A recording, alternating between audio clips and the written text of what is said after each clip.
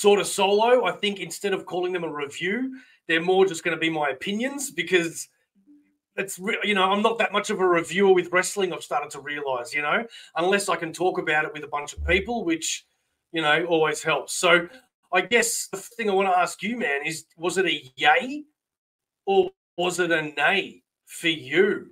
And the reason why I ask is because every match, well, except for the first one, but every match really up until the main event, I was not entertained. I didn't think it was that great, especially for a WrestleMania. Sorry, God damn it, SummerSlam. I just expected more, man. You know, the entrances were lackluster as normal, I guess. There was nothing grand about it. And, you know, give up on saying that you have a celebrity host because you don't. You've just got one person coming out for like 5 minutes saying something and then you never see him again. You gave it a 7.5. Is that because of the main event or the whole thing, though? Oh, yeah, really? Okay, man, because, dude, I was just, you know, I mean, it was like, you know, maybe I'm being too harsh. It was entertaining, I guess, and I watched it all, but it's just SummerSlam. Come on. All right, let's start from the top, right? You got Jey Uso, Roman Reigns versus the Bronze, Bronson Reed and Bron Breakker. Now Bron Breakker and Bronson Reed had a lot to prove tonight, and I feel like Bron Breakker was just incredible in this match. I think he was really, really good, man. If anybody else wants to join the conversation, feel free to click that StreamYard link. Jaden, thank you so much. CFO, need to go. Those entrances were so mid. See what I'm talking about, man? That's exactly what I reckon. Bro, I just seen what happened. Pretty cool, and it was. We'll get to that. Jay's entrance is always too long, man. Yeah, it is, man. Yeah, it is. It's always too long, man. Come on. I like the dude. I do. But, you know, how long are you doing this for, man? Come on.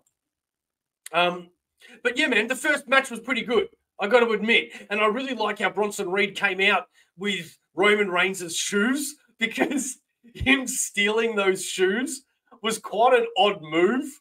And, you know, like not really odd in real life, I guess, because people's kicks do get stolen, but an odd move to see on TV in the wrestling, right? And I'm glad that they sort of paid it off with Bronson coming back out with those shoes. It was like a trophy. Like, look what I've taken off him, man.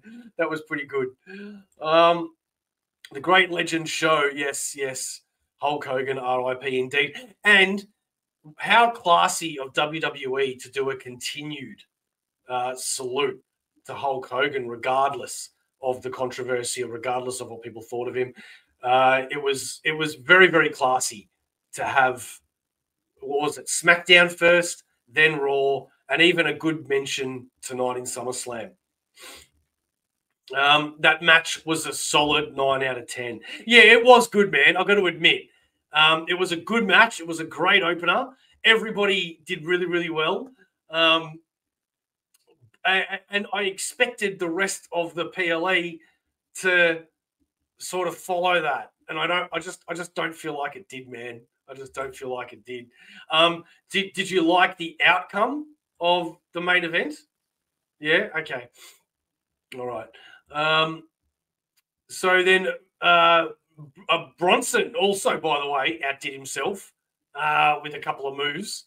He, man, makes Australia proud. Good on you, Bronson. Moving on, we've got Charlotte Flair, Alexa Bliss versus Roxanne Perez and Raquel Rodriguez.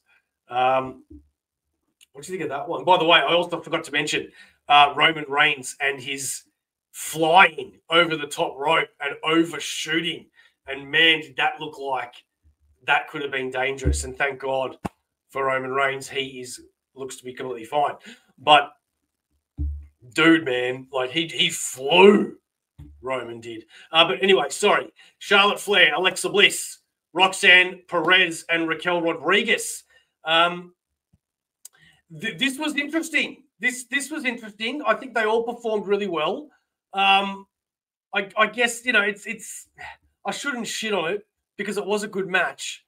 But I don't know. Maybe my judgment is clouded as an overall night thing, because now when I think about it, this match was pretty good.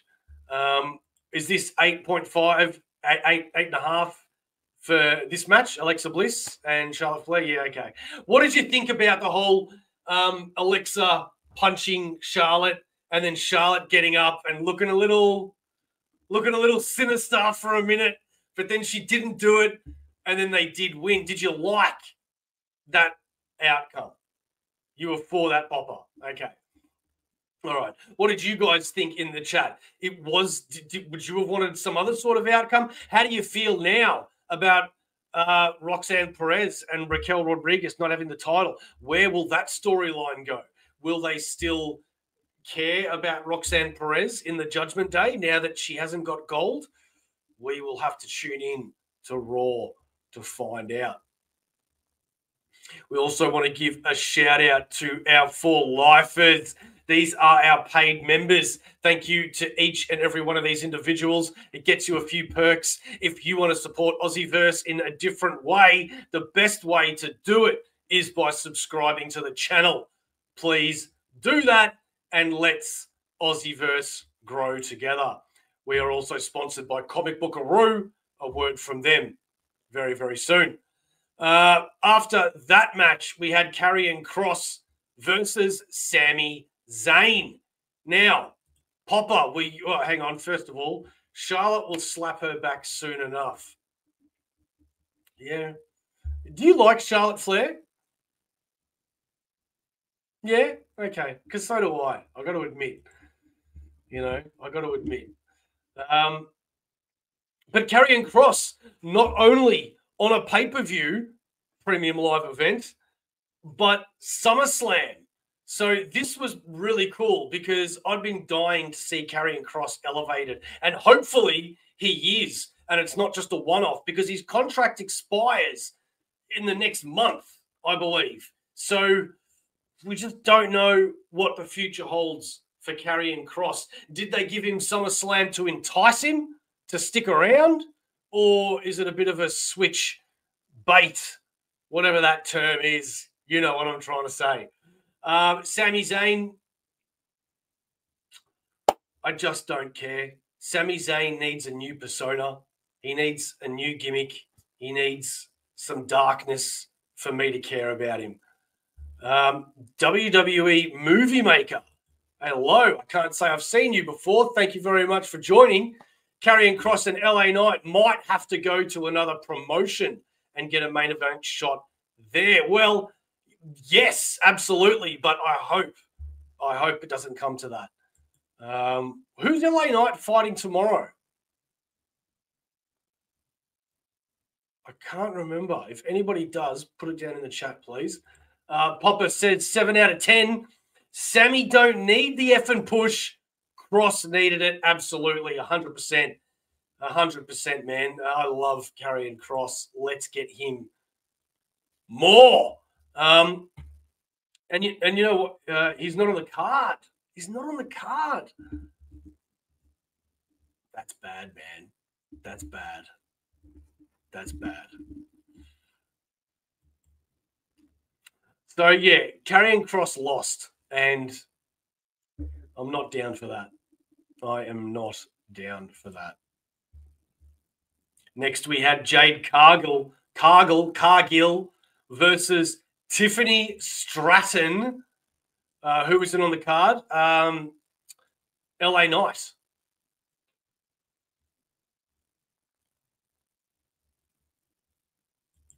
Are you gonna say he is on the card? No, he's not on the card. All right. Next up, we had Jade Cargill versus Tiffany Stratton. This one, the outcome of this one was a surprise to me. What about you? Did you expect Jade to pull the 1, 2, 3? Because I certainly did. And when she didn't, that shocked me, man. I'm glad Jade didn't, because it is her first attempt at a singles title. And I'm glad that they didn't just give it to her. Tiffany, man, she seems a little unbeatable now. She's really pile driving through all of that competition. But they both looked really good.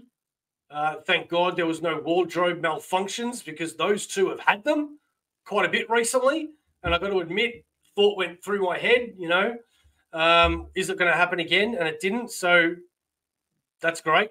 And Tiffany just keeps powering through these people, man. Jade didn't seem as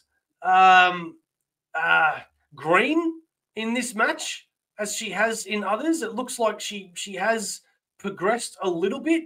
So I'm hoping that continues. I don't know if anybody else noticed that, or did you also think Jade was just the exact same? Popper says 8 out of 10, but happy for Jade, and Tiff is always hot. Yeah, well, that's true. I think they're all hot. That's just me. But yeah, still, they could have done so much better with these entrances, man. Fucking SummerSlam. All right, 2 more matches. We had Logan Paul, Drew McIntyre versus Jelly Roll and Randy Orton. Dude, this one, well, the first half of the match bored me because it was very, very typical. Make Jelly Roll look strong. I think that was the aim of this match, and it succeeded because even myself, I'm like, wow, man, that, I know they're putting it on a lot, and but even with the acting, it's still a workout, man, and it's still a lot. So you got to give the guy credit, I doubt I could do that, as much as I'd like to think I could. But it was entertaining. It was very entertaining. So, I liked it, and good on Logan Paul for being able to take it as well, as much as he gives it. We knew what we were getting with this match. Yeah, 100%, man. I did expect Jelly Roll and Randy Orton to win, though. Did you? Yeah. Which, to be honest with you, I'm kind of glad Logan Paul and Drew McIntyre won, because they should have. Regardless of Logan Paul, he's definitely got a lot more. He's been in the ring a lot more than whatever Jelly Roll's done. Will we see Jelly Roll again? No doubt. I'm sure we will. But, good on him. Good on him, man. I mean, I've been impressed with Jelly Roll. The other day, he hosted that Saturday night Jimmy Kimmel or one of those talk shows, and he was really good. He was really good hosting, and I was really impressed with the work that he did, man, because being able to do that, it's not everyone can do that gig, man. Being able to read those cue cards and be funny and make it out as if it's coming off the top of your head, and, being entertaining. So well done, Jelly Roll. I've got to give credit where credit's due, man. And last up, we had CM Punk versus Gunther. Papa Willie says Jelly Roll took that table spot great.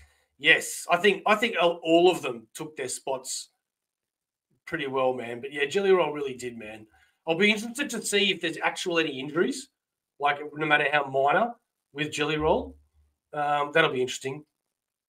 But yeah, CM Punk versus Gunther, man. And this was such a good match. It was so good. The first few minutes, I wasn't really sure, but the longer this went for, the better the match was. And I love matches like that, where it's not necessarily, one person doing the damage for 5 minutes and making themselves look good, and then the next person doing the same thing for 5 minutes and chop and change. This was really brutal given the circumstances of where CM Punk is and where Gunther is as well. This was, 10 out of 10, absolutely. Well done to CM Punk for no doubt, I'm assuming, turning around to Gunther backstage and saying, I want you to effing give it to me. I want you to lay into me, and I want this to look as hard-hitting and as real as possible, because I don't think you can fight that way without getting that approval from the other person, right? And these two just went absolutely freaking chop, chop, chop, man. Jeez, you know, did you see Gunther's chest? I've seen people chop Gunther for longer and him not get like bleeding on the chest that quickly, you know. And then with the juice, the blood, do you reckon that was scripted or? Yeah, you do. Yeah, so do I. But it looked like a broken nose for a sec. That's what I thought had happened. And then CM Punk winning. He finally did it. He finally, after what, 11 years? I don't even know how long it is now, man, but years, claiming that world title. And oh my God, I was just loving it. I was all for it. And then WWE pulled off what some people would call a great swerve. Some people would say is predictable. Some people would be absolutely shocked and loving it. This is what makes the entertainment of World Wrestling Entertainment so fantastic. Because Seth Rollins injured himself the other day and no one knew if it was real or not. Papa says, I called it in a wrestling chat. I was it even what? I called it in a wrestling chat. I was it even I don't know, okay. I don't know what you're saying, but I know that you're saying that you called it, okay? You called it, and fair enough. I'm glad that you did because I wasn't sure, man. I wasn't sure. So the reason why I wasn't sure is because they sold it so much, you know, on social media. He's with his daughter, you know, going for a walk on crutches.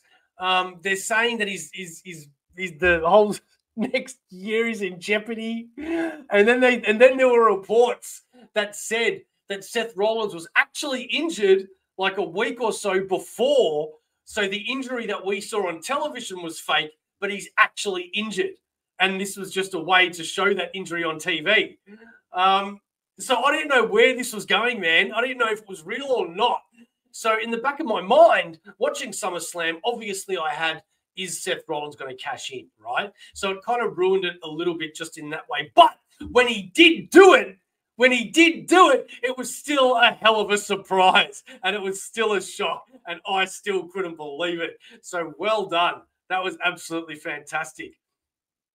Maddie says, can't stay because I was gone today and haven't watched SummerSlam Night 1 yet. I'm so sorry if we spoiled it. I just wanted to say Aussieverse for life, from the womb to the tomb. Thank you very much, brother. Sorry, I don't know why that one came back up. That's old school heel work. That is, man. It is, right? And I wish people did that, man, more often, dude, because if you're going to get people like me, someone that's been watching it for 40 years, and still get swerved, that's fantastic, man. That's fantastic. And now imagine Raw. Imagine CM Punk and Seth Rollins now, man. Oh, this war is going to go amazing. I am so excited for the future of this storyline. So I'm guessing that was your favorite part of the show? Because it was for me, man. Anything else you want to talk about? While you do that, we'll have a quick word from our sponsor, Comic Bookaroo, and we'll be back with the final thoughts. Comic Bookaroo, proud sponsors of Aussieverse for all your comic book needs. Graphic novels, hardcovers, omnibuses, single issues. Don't forget to pre-order every Sunday at Comic Bookaroo.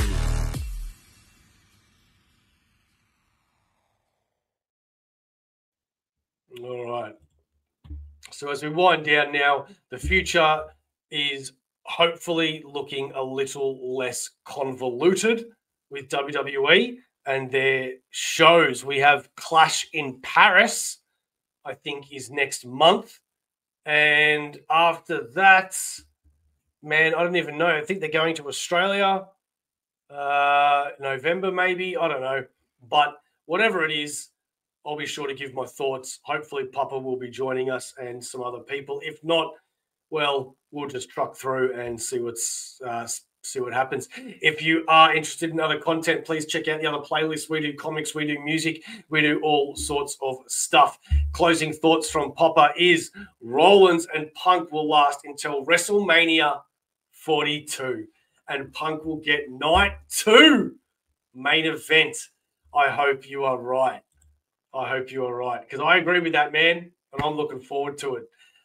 We will catch you next time. As always, Aussieverse is and always will be for life.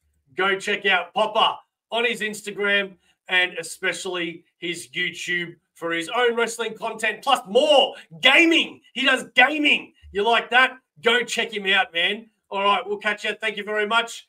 Bye.